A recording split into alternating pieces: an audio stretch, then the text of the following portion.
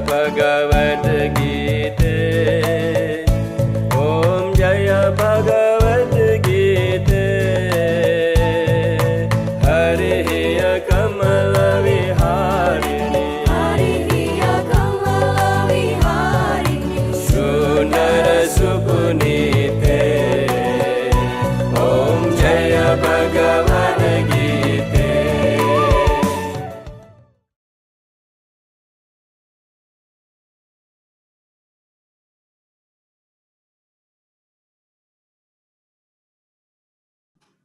Thank you very much, Excellency Ambassador Gusti Ngurah Puja, the Honorable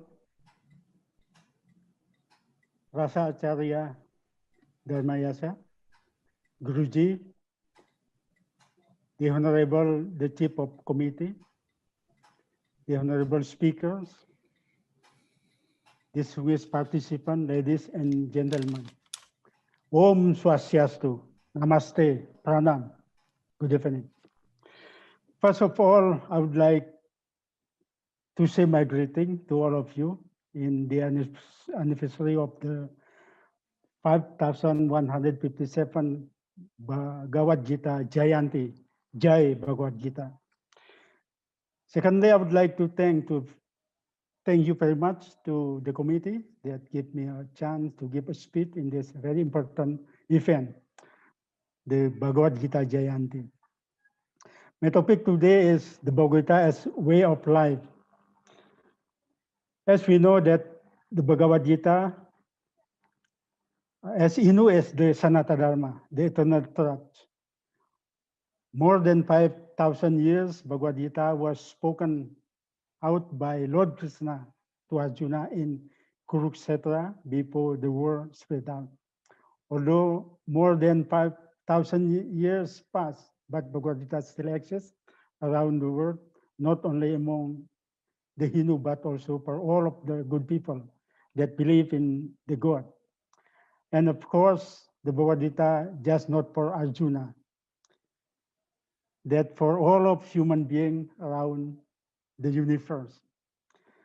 In Bhagavad Gītā, Lord Krishna gave me wonderful message to the human being, public through Arjuna, about the mystery of the world and how to lead a meaningful life by following Dharma.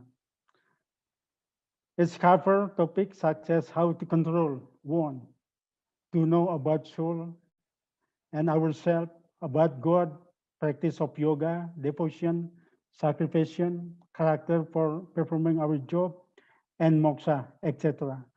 Lord Krishna gives message to the truth can never be destroyed. So one should not be afraid of telling truth and doing good.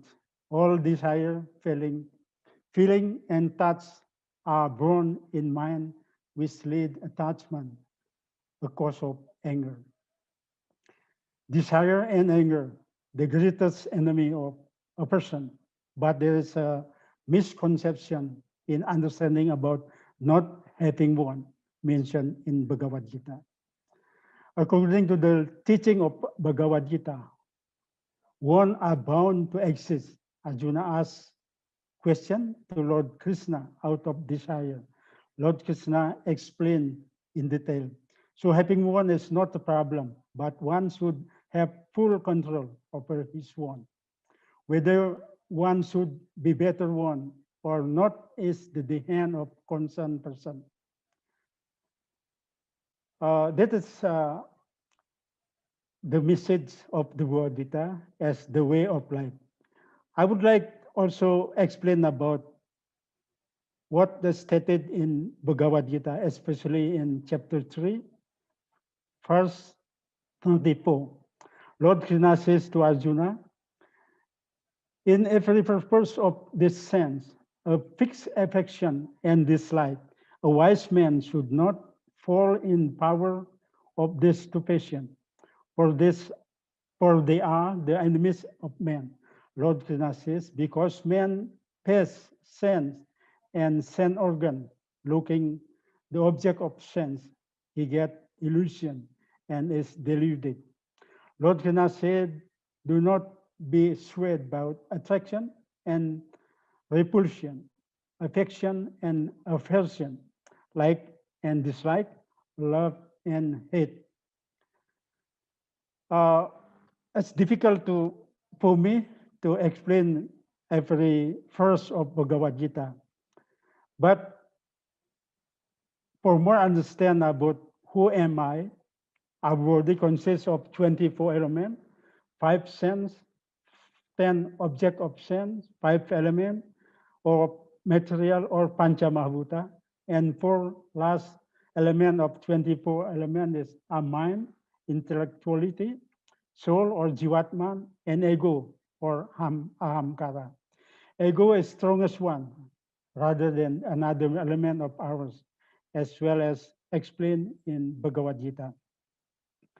Besides that, also in chapter 14, verse 5, stated there are 3 kinds of gunas or trigunas, namely sattvam, rajas, and tamas. Rajas is very strong also, very dominant between the sattvam. Secondly, do the duty sincerely and live the result of God. Already mentioned by Ambassador, for me, the first of Bhagavad Gita, especially chapter 2, verse 47. Karmani evadikaraste, mapalesu kadachana, makarma pala eturbur, mate sangos tua akarmani. All of us already know we cannot have right to action alone, but not to its fruit. Your motivation should not be a fruit of action, nor should be attached in action. Another part of my explanation also about control our desire. We have to stabilize our mind by overcoming desire.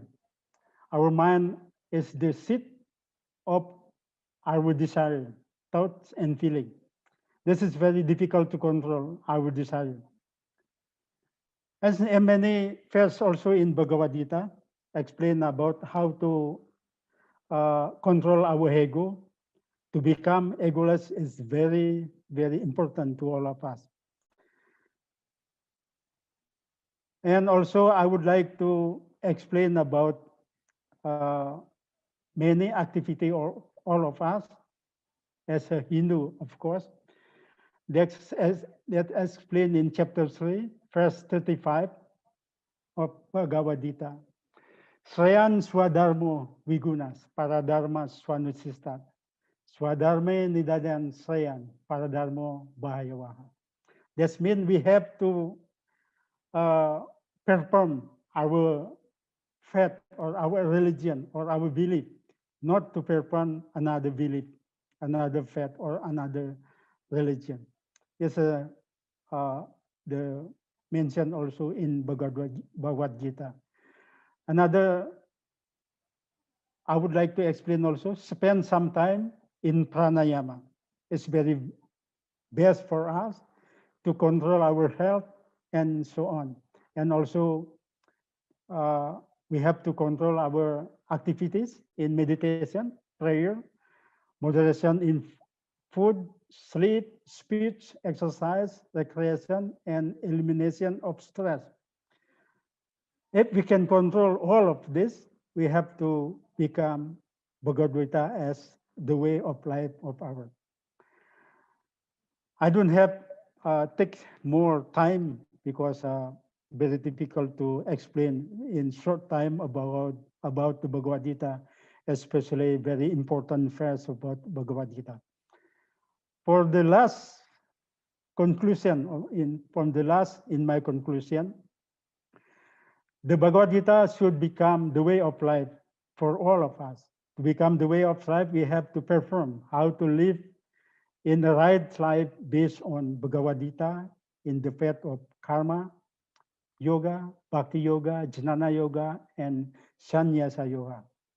Before I close my speech, I would like to give to all of you very short story about the relation of God and demon from different eras of Satya Yuga to Kali Yuga. When Satya Yuga, God and demon stayed in different planet, God's planet and demon's planet. In Dwapara Yugas, God and demon stayed in one planet, but in two countries, Ayodhya and Lanka. In Treta Yuga, God and demons stayed in one family, Kauravas or Astina kingdom. But in Kali Yuga, God and demons stayed in one person, ourselves. So why Lord Krishna advised to all of us have to control ourselves as strong as possible, because God and demon were in all of us. But the important one was what Lord Krishna said, implementation and practicing what is said in Bhagavad Gītā is important one, rather than reading and preaching. Hence, one should concentrate in implementation part rather than just reading and preaching Bhagavad Gītā. That is all my my speech. Thank you very much for your attention. And Om Shanti, Shanti, Shanti, Om. Om Santi, Santi, Santi. Om. Thank you so much, General Wayan Midhio, for very inspiring speech. Indeed, he reminded us how beautiful and sacred the dialogue between Arjuna and Krishna during the early of Bharata Yuddha. And also he touched upon the aspect of desire, anger, misconception, way of life, the egoless, and moderations. And finally, he reminded us about how we should control ourselves. It's beautiful speech. Now, I would like to move to the next speaker. I would like to invite speaker from India, Professor Upender Rao. You with us, Professor? Yeah, namaste. Namaste. Swastiastu. You have the floor, Prof. Hari